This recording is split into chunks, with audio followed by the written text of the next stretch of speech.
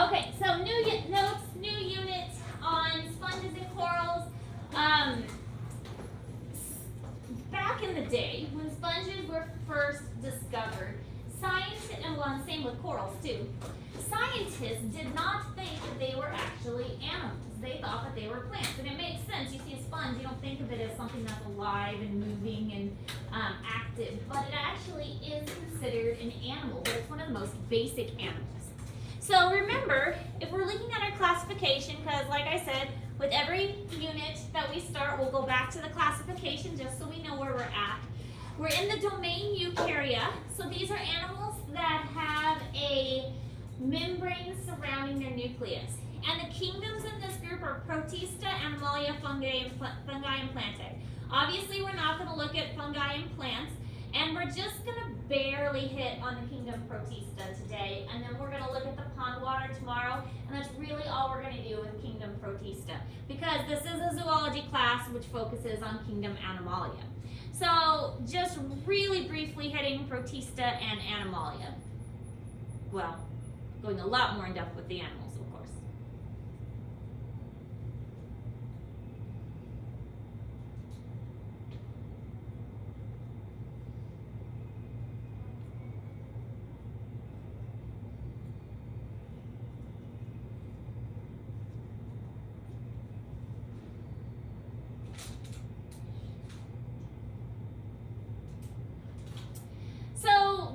Kingdom Protista, as I said, we're just going to hit this one very quickly. It includes single-celled organisms, and mostly they're going to be aquatic, swimming in water little ones.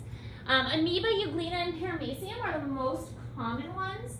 The amoeba is kind of like a little cell that's like a blob that moves around. The Euglena actually has chloroplasts, so it can photosynthesize a bit.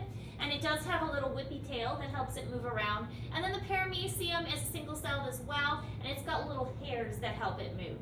Mostly aquatic, and they're able to get like a lot of the oxygen and water and things that they need just by having it cross over their membrane. They're classified mostly by locomotion, how they move, reproduction, and the way that they feed. Some of them feed like our little predators and eat other things. Some of them eat like algae and bacteria and things that are in the water. So it's really a variety of things. And there's so many different kinds.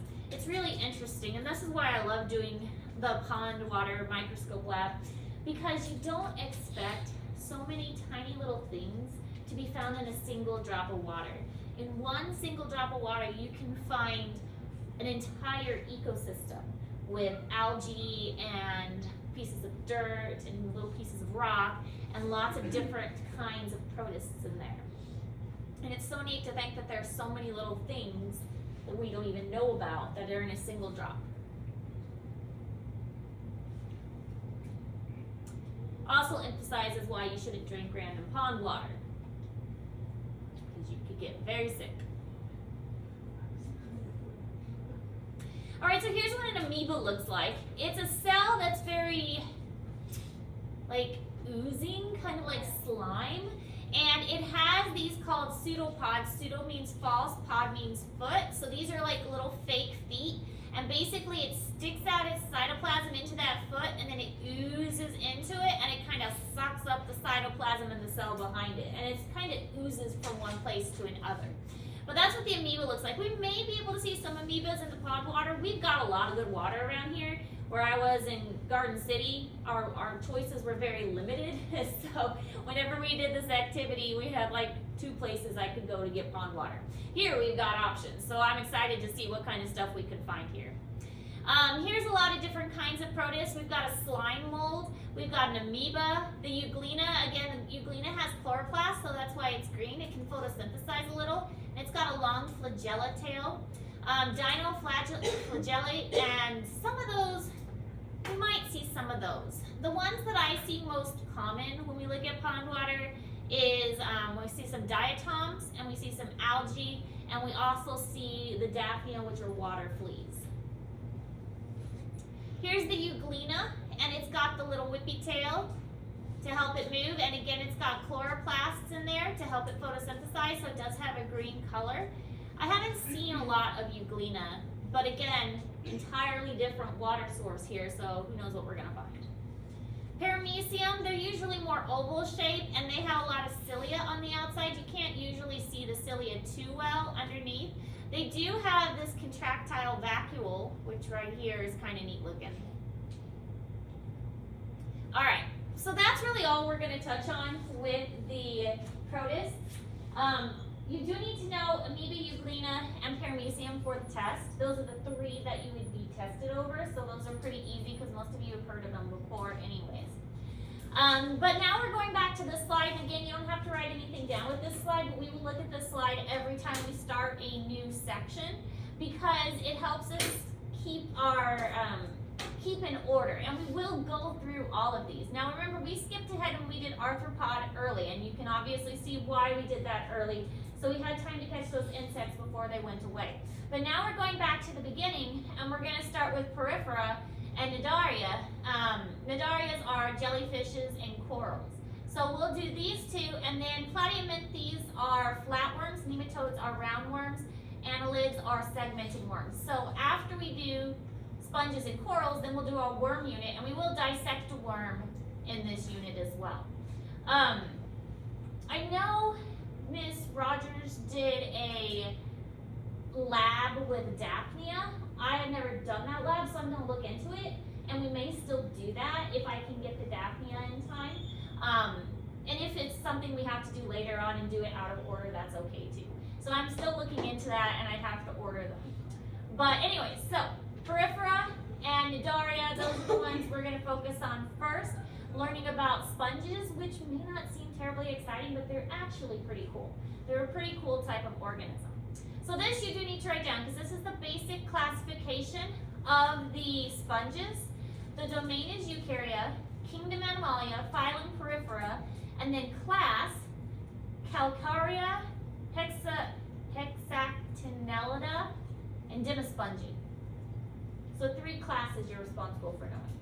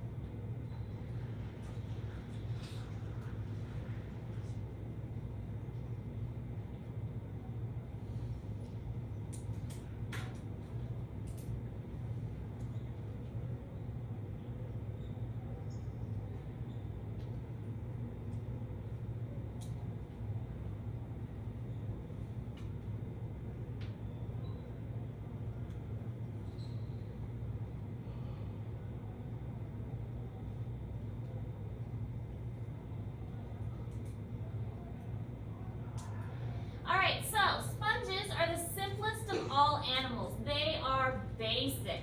And you should write this down too. I know it's a lot of writing, but it's all important.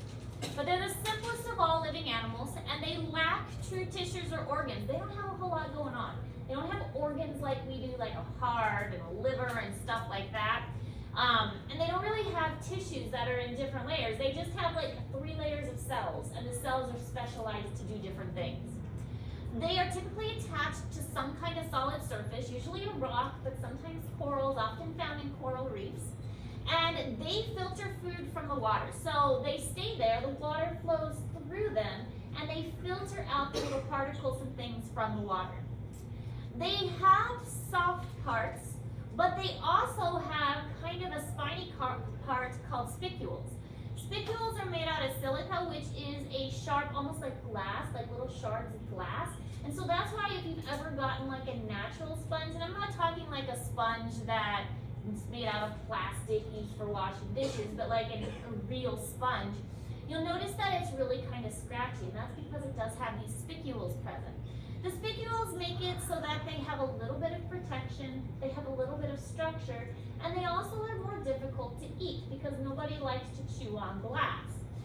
There are some fish that will eat them anyways. Mostly going to be saltwater. There are very few freshwater sponges. Most of them are located in oceans only. And about 9,000 species overall. So even though sponges don't seem terribly exciting, 9,000 different kinds isn't too bad.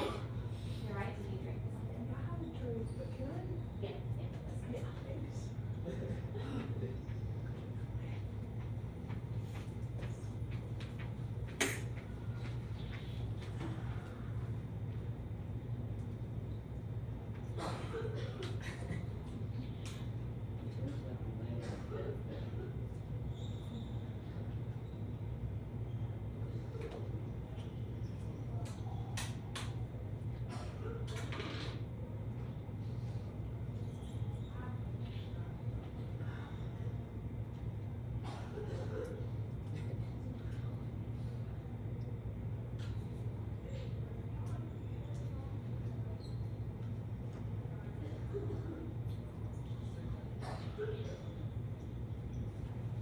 We go with this.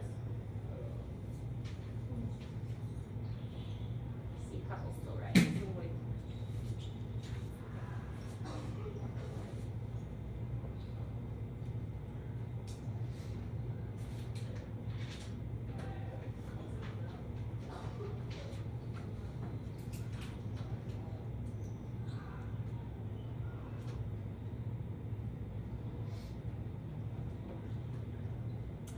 Alright, so here are just a couple different kinds of sponges. Because there's no star on this one, these are not some you'll have to memorize, but there will be others on a slide a little bit later that you'll be responsible for identifying. But these are just kind of to show you some of the diversity. Sometimes there can be many of them kind of in a group, sometimes they're individual. The colors are different, how high they are, how wide they are. They're actually quite diverse. Again, 9,000 different types of sponges out there. So sponge cells are specialized to perform different functions. They don't have organs, but they do have cells that do different things. There are some that line the outside of the sponge, some that contract slightly to change the shape. So the sponge can change its shape a little bit. I mean, not a lot, but a little bit. They have some cells that can serve many purposes, like if it needs to do a feeding job, or if it needs to do a cleaning job, or if it needs to do a repair or something. Those cells can kind of fill in the gaps wherever they need to go. They do have cells with a flagella that move water around and filter it, and these are called collar cells. And these collar cells, they help with the water movement. So the sponge may be in an area that doesn't have a current, so the water's not filtering through it very well. Well, in that case, these collar cells are going to move their flagella to help move the water into the sponge so that it can filter it and get the nutritions that it needs. Okay? Maybe.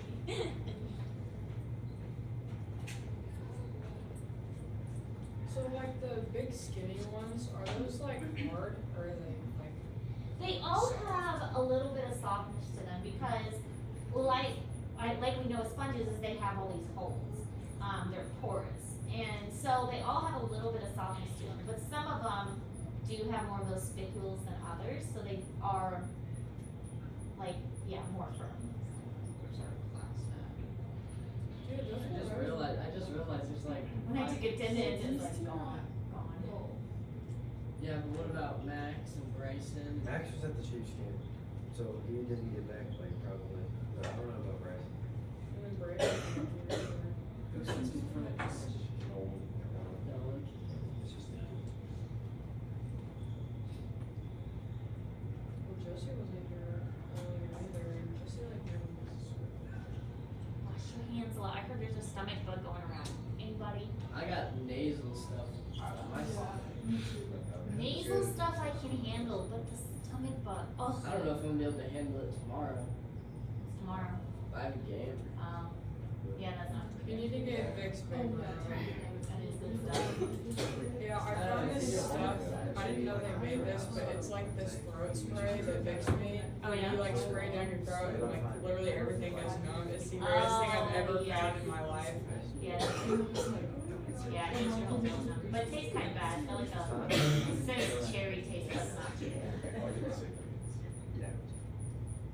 Oh my god. That cricket. Yeah. So last week when I fed the spiders, there were a couple extra crickets, so I put them in a little container up above, and apparently one of them thinks it wants to chirp. For a second, I looked at it and saw the spider moles, and I thought there was a spider out of its cage. Mm-hmm. It's cool mold. I did too, not gonna lie. I thought the spider was out of the cage. Yeah. I was like, oh, I'm gone. Deuces. Alright, if we're looking at a picture of a sponge, this is its basic makeup. So the water is going to filter from the outside to the inside, and then it exits through the center. The center is called an osculum, and that's what that center opening is. So the water is filtering through the sponge. All of this is going to grab the materials. If you need to leave again, you can. It's grabbing the food particles that are in the water and coming in through these pores. Here is the collar cells with the little flagella that are helping with the current to draw the water in. These white things are representing the little spicules that are giving the sponge structure. So again, we're going to watch a video in one of our assignments that shows a sponge actually sucking up the water from the outside and then spitting it out through the center. It's kind of neat. They put dye around the sponge and they dye the water so that you can see the sponge actually taking it up and then shooting it out the center through the osculum. So it's really kind of a cool visual that the sponge is actively trying to move the water so that it can filter it out. So does the sponge like absorb the water, or does it just filter it? Filters it. Because it's in the water, it's already fully absorbed. Oh yeah, I guess so. Yeah. But it's drawing the water from the outside inside. So you'll be able to get it. see the colored water go through it? Yes, in one of the videos we watch. It's really kind of neat. Can Because- I feel that cricket? Yeah. Yeah. Block it out. It needs attention. I think Liz is hungry. Liz is hungry. I haven't fed her yet. She didn't get fed over the weekend. You remember. I will feed her. Alright, so again, looking at kind of another sponge. This one they have, like they butt it off, and that's the thing we haven't talked about with sponges yet, but we will talk about, is sponges can do asexual reproduction, where they actually split a little piece of them off. It's called budding, and make a new sponge. Oh wait, potatoes do that, don't they? Potatoes can do that. Almond Jews do that. There's lots of things that'll do budding. There are plants that are budding. Like for instance, my leafy plant in the back, I can take one of those leaves off and plant it, and it grows a new plant. I've done that several times. You know what a wandering Jew is? The plant, like they're green and purple, and they're kind of built like that, but they're green and purple. They're called. Oh, is it those weird leaf looking things? They're green and purple. Yeah, I know what you're talking about. I did that. We took in one of our ag classes, we like took off little snippets and we planted it. It's at my house. This one does the same thing. I've taken several pieces off of that one and regrown. It's almost identical to that, but it has purple. It's probably the same kind of genus at least. I don't know. We always call them wandering Jews. I don't know. I'm not good with plants. I know like outdoor plants, but not like house plants. Anyways, budding, it's a thing. Asexual reproduction, where it just makes a copy of itself. So this one's kind of showing budding because it has one sponge here and one sponge here, and it probably came from one original source. And then we have our osculum here at the center, collar cells, and you can see there's several other different kinds of cells as well, which we'll talk about a little bit later. Here's an example of the spicules and why sponges are so scratchy. You can see that they are like little shards of glass almost that help to give the sponge some support and also make them a little less tasteful to other animals. Alright, so that's all we're going to go over today. That is a good start for sponges. Remember, we are going to be learning sponges and corals together. Tomorrow, we're not going to take notes. We're going to work on that lab. And again, it's just going to be kind of a fun lab. It's not going to really have much of an assignment that goes with it. It's just an opportunity for us to explore and see the things that live in pond water. Yes? If I bring water, what do you want me to bring it in? Like a Ziploc Just a little, a Ziploc bag's fine, or if you have a little container or something, like Okay. Tupperware, whatever. So whatever you can find. And you don't even need that much, just a little bit. So you want us to get some more? If you have water available, then yes, it'd be really cool. But if not, I'm gonna bring some water too. Okay. More water we have to look at, the more cool I have a things we can lagoon find. in my backyard. That would be really cool. And when you get water, you want the muddy water. You don't want the clean Oh Oh water. my it's gosh, all- I'll go to the bottom of my driveway. You want gross water because that's where the cool things are going. I'll get some water from my Algae lagoon. on it? Yeah, algae's cool. Why can't I go to the pumpkins? I just looked up Algae, and yeah, realized that that's- tarantula was hanging on the side of the cage. Like crickets in trouble. I know. I'm gonna try and get the cricket out, I get goodness, it. children. Okay, now I forgot what your assignment is called. It's posted, but I forgot what it's called, so I'm looking it up. Oh, we got an assignment. Of course we have an assignment. This is my class. Invertebrate crash course. That's what it's called. So you're gonna do the invertebrate crash course, and it's a video that you watch and then answer some questions about it. That one is gonna be due Friday. Then there's a second video that's strictly on sponges that will start maybe tomorrow. We'll see how long it takes you to get through the invertebrate one first. So the invertebrate one is referring to animals without a backbone. Arthropods are in that group, but sponges and corals are also in that group. Invertebrates are a large group. It's not just insects and crayfish and those kinds of things. It includes lots of different things. So the invertebrate crash course is what you're gonna do first. And then like I said, we will have a video strictly on sponges at a different time. Any questions? What? All right, get to work.